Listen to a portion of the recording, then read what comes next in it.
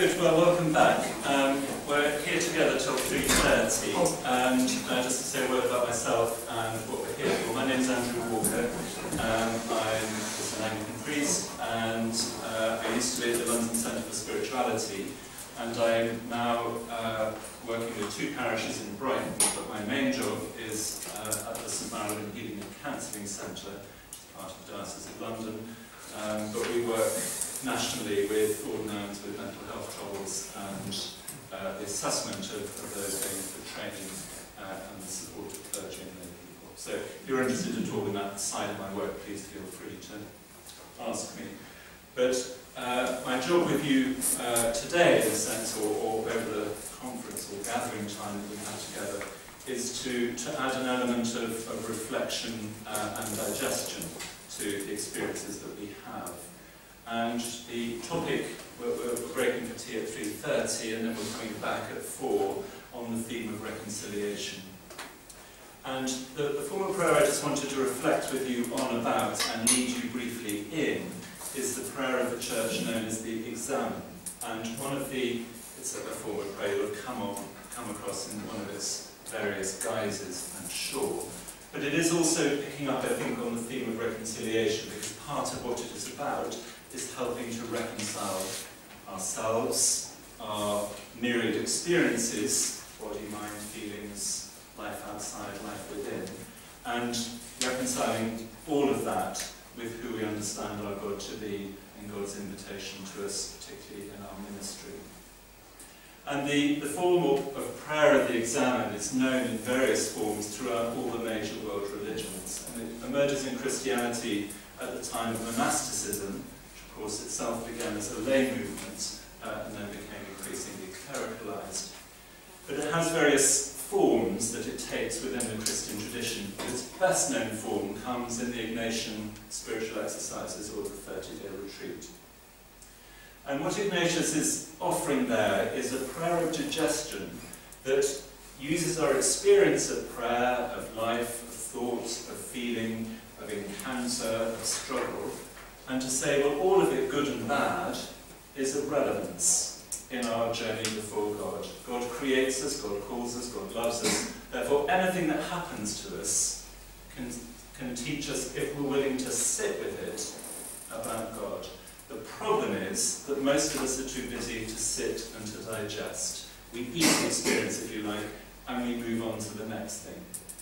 Ignatius's great phrase was, though, we need to savour and to relish the experience, because, in his words, it is not much knowledge that fills and satisfies the soul, but only the intimate understanding and relish that will teach us. And the prayer of the Examen, therefore, takes who we are and how we are and says, in its mixture of light and darkness, how is God reaching out to us? What has God got to teach us with? And in the brief example I'll be leading us in, he says, look for 3 things. That's all I ask. Spend a period of time, take a period of time, spend a time of reflection upon it, and look for the moments in his language of consolation, where have you felt good, or where have you felt graced, or what seems to have gone well, and look for the times of, secondly, desolation. In other words, what's been difficult, where have I felt bad, whereas the bishop said something and it felt like sandpaper has gone over our soul. Whatever the bad experience is, sit with it as well in the presence of God. And thirdly, consolation first, desolation second. Are there any insights you would like to carry from the present reflection on the past into the future? So 2, if you like, are kind of heart reflections, consolations and desolations, and the third is a head reflection, any learnings or insights. Now the reason for this is, I think it was Kierkegaard who says, we live life forwards, but we'll only ever understand it backwards. So Ignatius is saying we take a period of time, we reflect upon it before God, and that gives us something to learn about how God works in our life, and the things that in life can mitigate against God. We can become more sensitive and more wary of them, so that we can live more fully as disciples of God, as the people that God has called us to be, and so on. So we digest the experience that God has graced us with, so that we can really draw fruit from it for the So it is, if you like, a task of reconciliation. It's a task of integration, but not just of our human psyche, but of ourselves in the light of who God is, in the light of the person of Jesus Christ and the Word made flesh. So it's a faith reflection. What I'm therefore proposing is that I lead us in a brief exam, a group experience if you like. But before I do that, does anyone have any questions? I know I've rather jumped in the deep end and it's quite a change of gear from careering round reading. But did anyone want to say anything or ask anything? Even better. Good. So, what I'm going to be inviting you to do is into a brief time of reflection and of prayer. So I'm going to be inviting you to stay where you're seated. You don't need pens or papers or anything like that. And we'll just have a time. And this will help us gather for our gathering at a different level from the introductory stuff that we needed to do to be together. So we share in the ministry of the church. And it is appropriate, therefore, that we begin this particular time of prayer by placing ourselves in the presence of God consciously.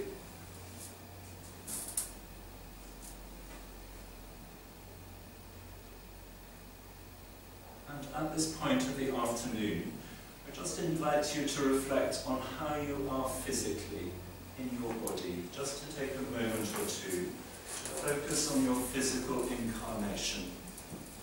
Not going into anything in too much in particular, but just taking stock and noticing. Maybe the temperature, how warm you feel, maybe how full or replete you are after lunch, or how hungry you are. Maybe awareness of tiredness or refreshment. Maybe you're conscious of any particular aches or pains, having all luggage around, or whatever it is. Maybe simply noticing the touch of your clothes, the support of the chair. Just take whatever comes as you notice and take stock of your physical experience, of you in your body.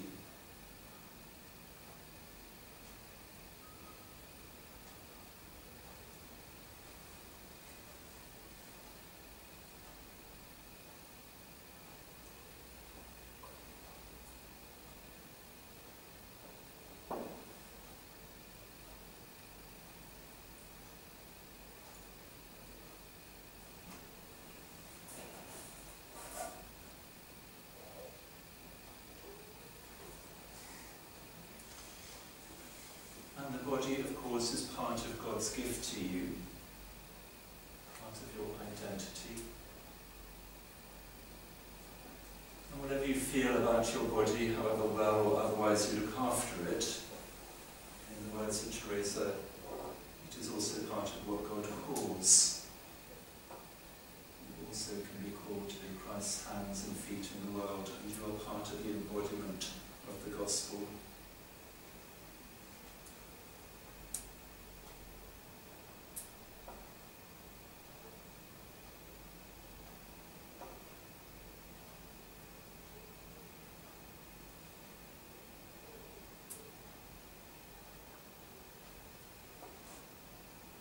So if it's appropriate and if you're willing and in some way, maybe it's appropriate to give thanks for this part of the gift. It's quietly acknowledging what you have received.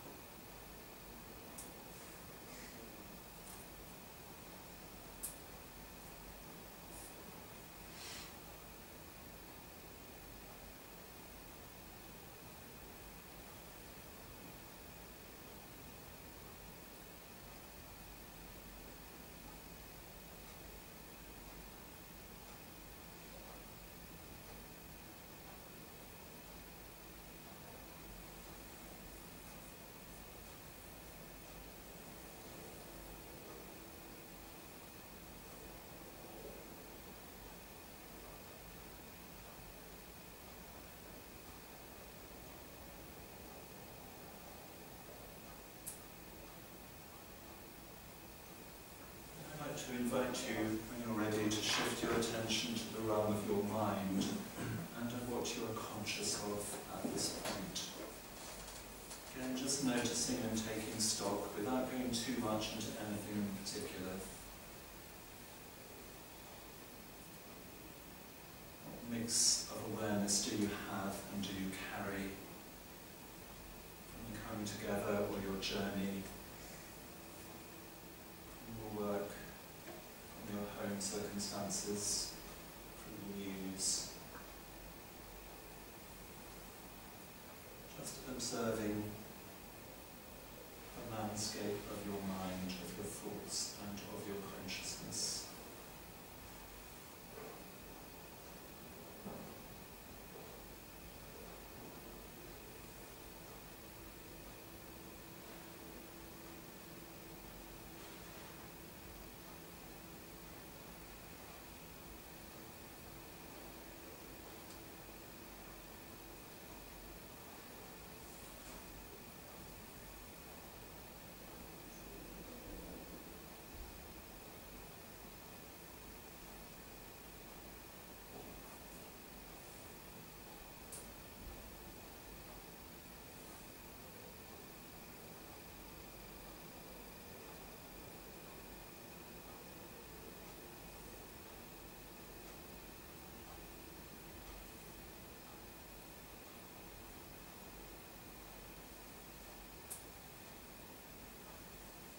Mind also, of course, is part of God's gift to us, part of our incarnation. We may believe we're good at some things mentally and bad at others. We may be worrying about failing memories or whatever. The mind enables us to discriminate, to choose, and enriches us with a whole realm of ideas and interpretation. A vital part of who we are, and what God gifts, and what God calls us with.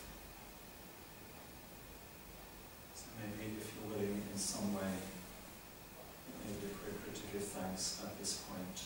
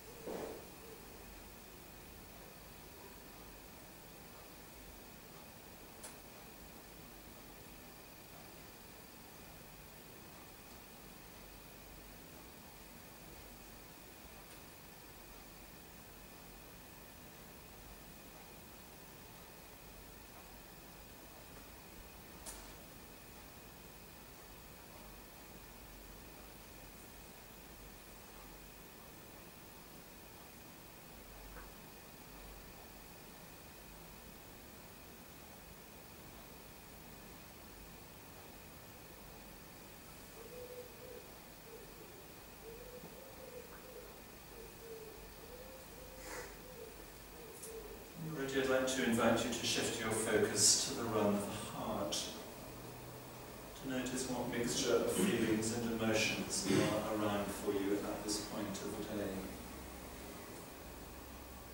Or if you prefer, how might you describe your present mood?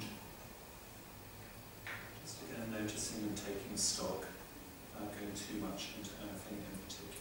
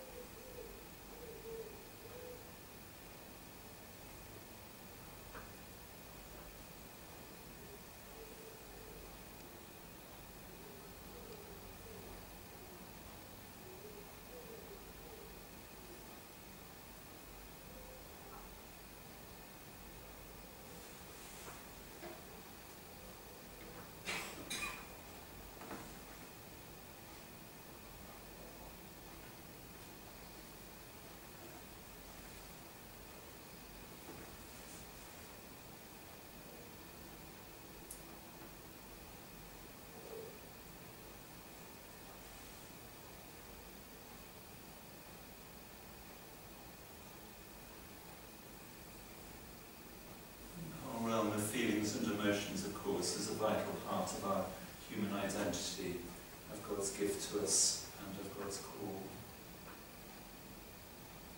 We can struggle to be in touch with some emotions and fear others. They can cast us down and raise us up. They enable us to be compassionate and empathic in the world.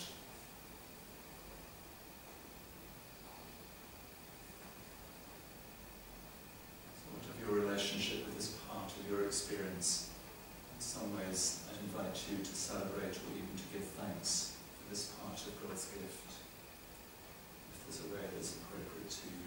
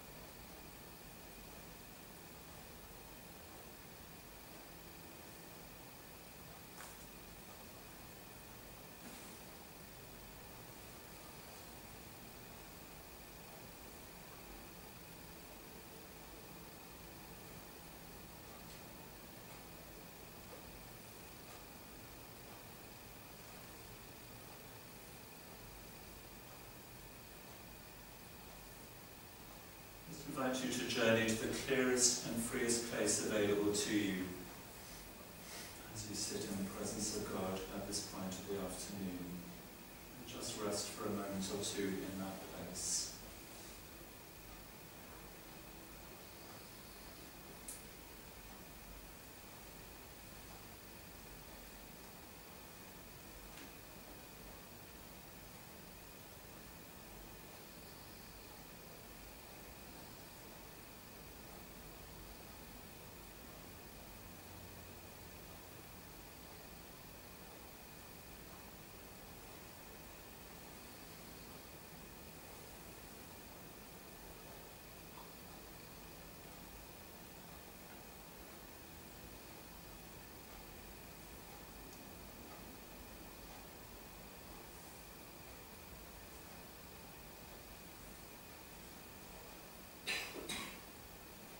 And in the silence and quiet of that place, if I ask you to complete the sentence beginning, I am, what might occur to you?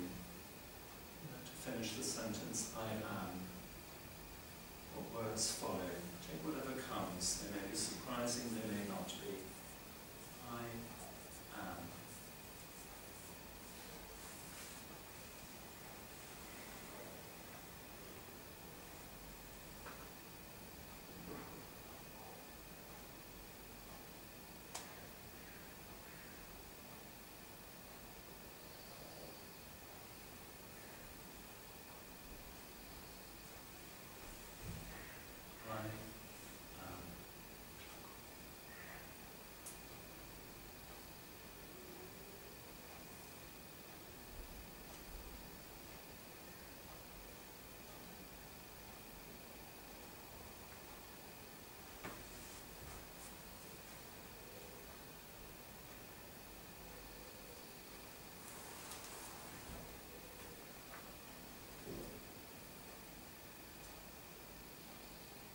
Notice if there's anything consoling or troubling about the words that followed the I am for you.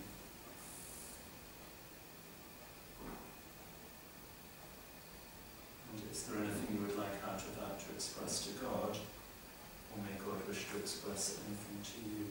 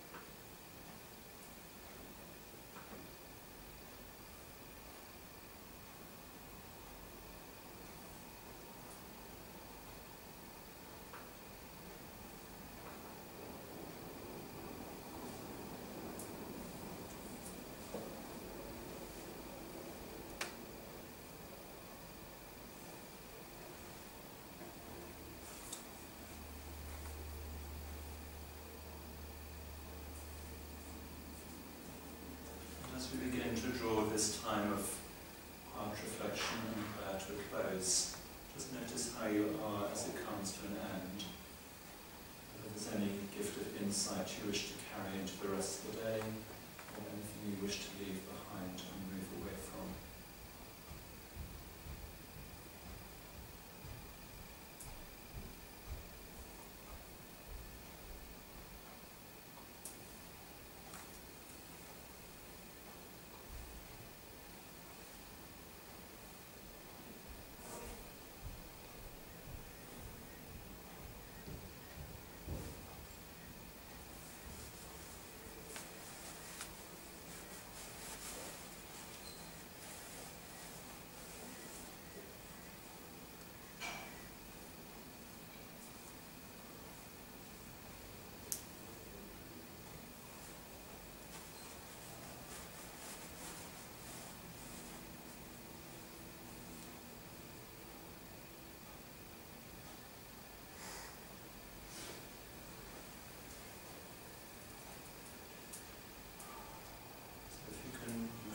Bring that reflection to a close.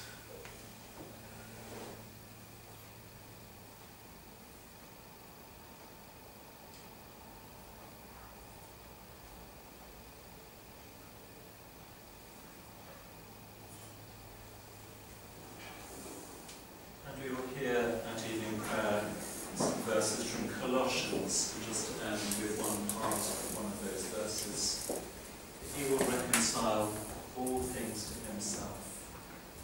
All things. The stuff that we like and the stuff that we don't. And finally achieve reconciliation. By our prayer and by our reflection, we can help and hinder that process. Yeah, moving back for those who want tea to where we had lunch in the retreat, and then we're back here